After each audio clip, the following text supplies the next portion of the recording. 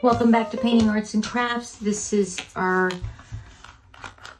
Glass Painting 101 series, and I'm going to show you how to finish up the glass now that you've got everything you want on it and it's fully dry.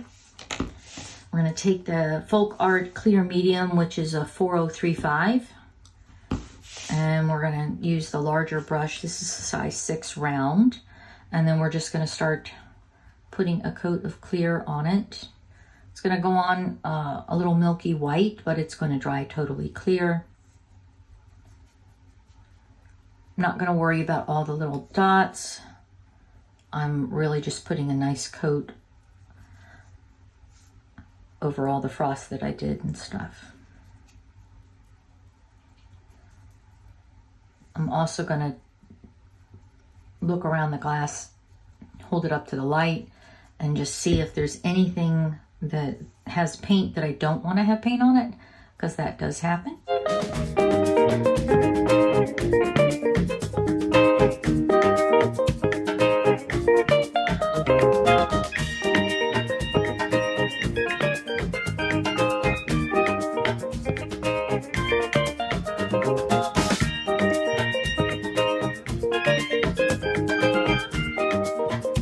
Water, fingernail, go along the edge, and I'm going to scrape. That way if I got any paint on the bottom, and I did a little bit, I'm making sure I get all that off. I'll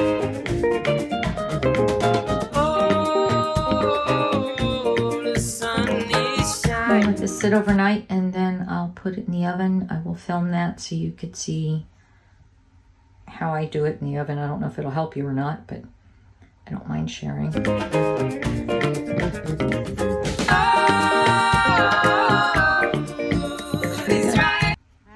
full material list that you need for the series of glass painting techniques that we just went through. You need a glass. It can be something you already own. It can be a dollar store glass. It can be something you bought on Amazon, whatever you want to paint on. You're going to need a number of paints. To do the frosting, if you can get the frosted glass paints from Folk Art, the ones that I used were Frost White, which is 4056. I used 4461, which was turquoise, and I used 4458 sand. If for any reason these are sold out, because they do sell out fairly often, you can make your own glass paint. It's 1/3 water to 2/3 paint. So if you wanted to do Frost White, you would take your regular white paint from Folk Art, which in this instance I had Wicker White 4001, or you could take the titanium white and then put it on a palette of some sort. And for me, a palette could be as simple as a plastic plate, right? And then add a little bit of water to it till it's not exact. You don't have to measure this out, but it's 2/3 of the paint and 1/3 of water, and stir it for a good minute or so. You want to make sure that it's fully stirred and you don't have any clumps of paint floating around in there. If you have clumps of paint, you're going to end up with solid white spots or semi-solid white spots, not just a frost. But that's how we frosted the glass. To do the actual frosting on it, we didn't brush it. What we ended up doing is using a sea sponge, which is just a little crafter sea sponge.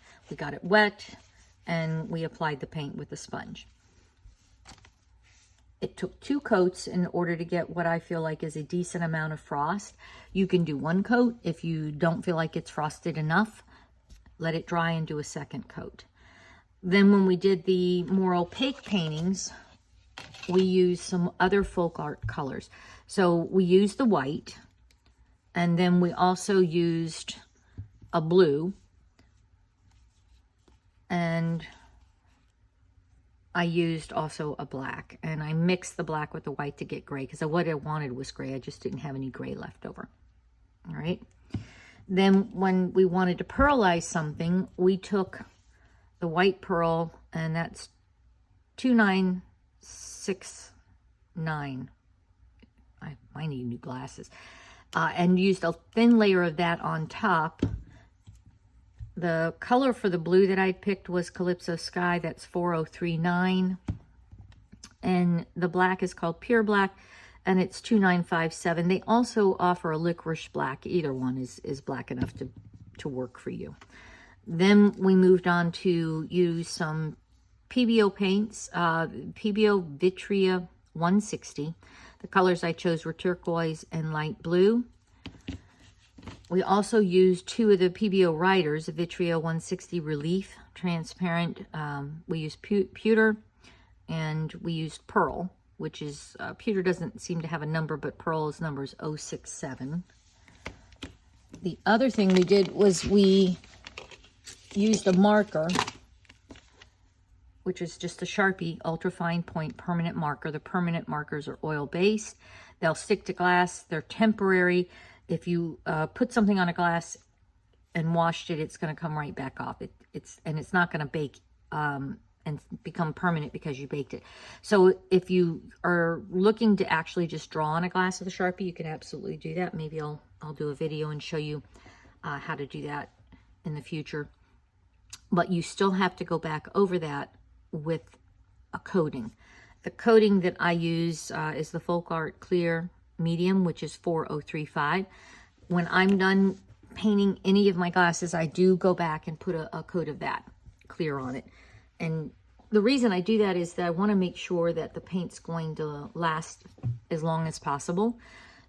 Yes, I'm baking it, but this isn't the same as sublimation. It's not going to be permanent forever. If you are heating an object up to get paint to adhere to it, and then you heat it repeatedly with high pressure water in your dishwasher, at some point it's going to start to break through between the paint and the glass, and the minute it does that, then it's going to separate the glue. So every time this gets super hot, that glue is then reactivated. So I always, when I sell these things, I tell people hand wash them. If you do that, it's going to last forever.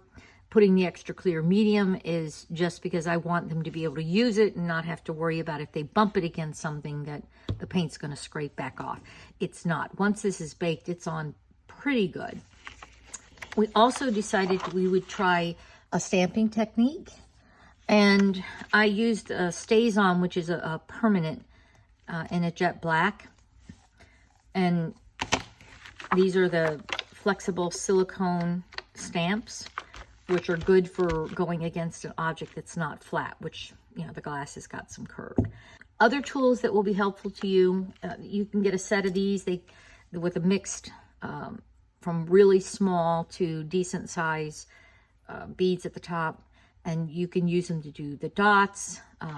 You can use them to drag paint around the glass. I find them very useful, and you could tell I've used them for a long time. Paint brushes. I would just get a craft set of paintbrushes, inexpensive. I wouldn't spend a lot of money on them. When you're done using them, make sure you clean them. Make sure that when you clean them, you go back and you run your fingers through the bristles to make sure that you put them back in place. This is just a little spritzer bottle. I put water in it. That keeps the paint wet for me. Masking tape, or even just the regular tape you would use around the house, is fine. And that holds something behind the glass if you want to use it as a template. I use this. This is from my sewing kit. It's a little needle, and any needle will work. It's how I clean these out. Throwaway plastic cups for water, a couple of paper towels, and that is pretty much it. And if you just buy paints either in a kit, you'll get better prices, or if you just buy a couple of colors, you can mix. The last item that I used is just a dryer. It's a heat gun. It's called Zap, little crafter. And I use that just to get the paint dry fast enough in order for me to be able to keep filming. You could use your blow dryer, or you could just go do something else for a while and come back to this. In 20 minutes, maybe an hour at most, before you can go back and start adding some more paint to it. You do want to wait at least 24 hours when you put this much paint on the glass before you bake it. I hope that helps you, and I'll put links to everything You don't have to buy on Amazon. It's up to you. But it's an easy way for me to kind of create an idea list with all the items in one place, so you could see what it is you're trying to purchase. And then I would tell you to get your best price no matter what you do and where you go. Save yourself as much money as possible. Anything that you purchase off of my links, I do get an affiliated commission back. It's really small. It's like a penny on the dollar or something crazy. It's tiny, but it helps. It helps me cover the cost of writing the blog. I do have a website. On the website, I show you how to do all kinds of things. I've got a bunch of articles out there, so there might be some other things that you're interested in. And if you want to take a look at that, I'll put the link for that as well. If you have any questions, feel free to ask. I'll try to answer them. It is Fire the Glass Day. So this is how I do it. It's really simple. I'm going to open my cold oven. And yeah, it's dirty, I know. I'll clean it at some point. It's not until after the glass is done.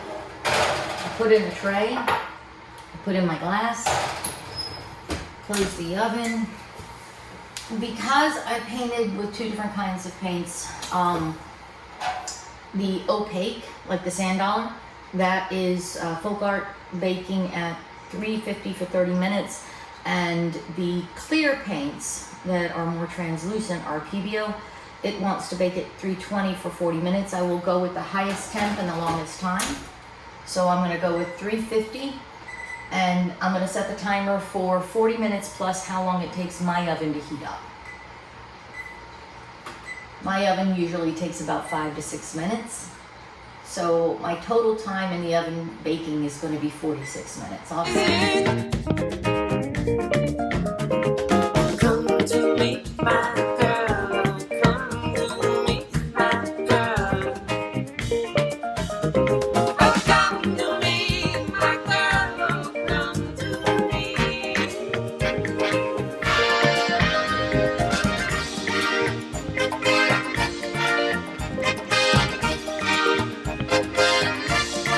I hope you have a great day and enjoy trying some painting on glass. Make something pretty for yourself or for someone else.